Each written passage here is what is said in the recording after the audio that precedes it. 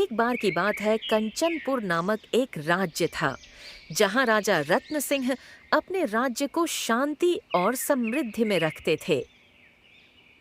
एक बार पड़ोसी राज्य से एक ब्राह्मण पदयात्रा करते हुए उस राज्य में पहुंचे। तभी उन्होंने देखा कि राजा की प्रजा जो है वह अपने राजा की प्रशंसा बहुत कर रहे हैं, और यह सब देखकर उन्होंने दरबार में जाने की योजना बनाई। प्रणाम महाराज। इस ब्राह्मण का प्रणाम स्वीकार कीजिए महाराज। आपके राज्य में आने का मेरा कोई बहुत बड़ा उद्देश्य नहीं था, लेकिन जहां भी मैं गया वहां आपके दरबार के मंत्रियों की बहुत प्रशंसा सुनी, तो मैं आपसे और आपके मंत्रियों से भेंट करने आ गया। आपने ठीक सुना है ब्राह्मण जी। हमारे मंत्री कर्मठ और बुद्धिमान हैं।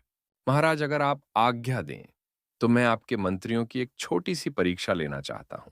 ब्राह्मण जी, अगर ऐसी बात है तो हम आपको आज्ञा देते हैं। आप जैसा चाहे वैसी परीक्षा ले सकते हैं। इतना सुनकर ब्राह्मण वहां से चला जाता है और अगले दिन का इंतजार करता है। अगले दिन जब महाराज ने आज्ञा दे दी, तब ब्राह्मण ने अपने थैले में से 3 गुड़ियां निकाली जो दिखने में लगभग एक जैसी थीं। उन्हें महाराज को देते हुए वह बोला, महाराज, ये तीनों गुड़िया दिखने में एक जैसी हैं, लेकिन इन सब में एक एक अंतर है। आपके मंत्रियों को वही अंतर पता लगाना है। मैं 30 दिनों के उपरांत पुनः दरबार में उपस्थित होऊंगा। आशा है तब तक आपके मंत्रीगण इसका उत्तर ढूंढ लेंगे। महाराज ने वो तीनों गुड़ियां महाराज का एक खास मंत्री, जिसका नाम रतन सिंह था, को छोड़कर अपने हर मंत्री को 3-3 दिनों के लिए दी, ताकि वे उनमें अंतर ढूंढ सके। लेकिन कोई भी मंत्री इसमें सफल नहीं हो पाया। ऐसे में उन्हें चिंता सताने लगी कि यदि ब्राह्मण वापस आया और उसे पता लगा कि हमारा कोई भी मंत्री उसके प्रश्न का उत्तर नहीं ढूंढ पाया है, तो ये राज्य के मंत्रियों के साथ साथ पूरे राज्य के लिए लज्जा की बात होगी।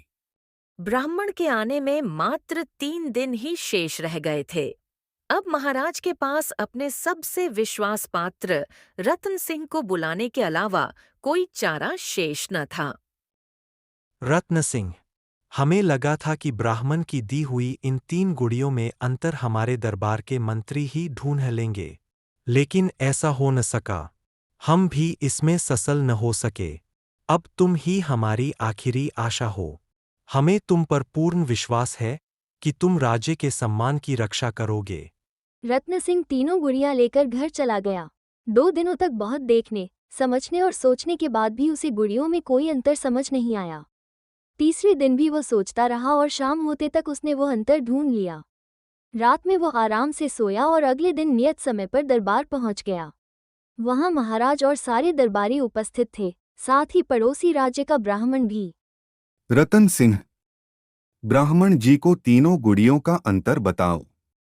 महाराज, ये तीनों गुड़ियां दिखने में एक जैसी हैं, लेकिन इन सब में एक अंतर है जो इन्हें एक दूसरे से अलग करती है। पहली गुड़िया के एक कान और मुंह में छेद है, दूसरी गुड़िया के दोनों कान में छेद है, तीसरी गुड़िया के बस एक कान में छेद है। बोले तो तुम बिल्कुल सही हो रतन सिंह, लेकिन ये भी बताओ कि इन छेदों का अर्थ क्या है। रतन सिंह ने हे सेवक से कहकर 3 पतले तार मंगवाए। पहला तार पहली गुड़िया के कान के छेद में डाला, वह मुंह के छेद से बाहर आ गया।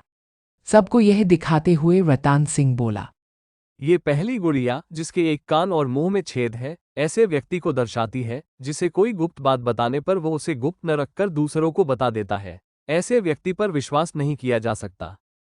फिर उसने दूसरी गुड़िया के कान के छेद में तार डाला, वो तार दूसरे कान के छेद से बाहर निकल आया। वो बोला, ये दूसरी गुड़िया जिसके दोनों कान में छेद है, ऐसे व्यक्ति को दर्शाती है जो किसी भी बात को एक कान से सुनता है और दूसरे से निकाल देता है। ऐसा व्यक्ति आपकी किसी बात को कोई महत्व नहीं देता। फिर उसने तीसरी गुड़िया के कान में तार डाला, वो तार उसके अंदर ही रहा। ये दिखाकर बोला, ये तीसरी गुड़िया ऐसे व्यक्ति को दर्शाती है जो किसी भी गुप्त बात को अपने हृदय में छुपाकर रखता है। ऐसे व्यक्ति पर पूर्ण विश्वास किया जा सकता है। रतन सिंह का उत्तर सुनकर महाराज और ब्राह्मण जी प्रसन्न हो गए।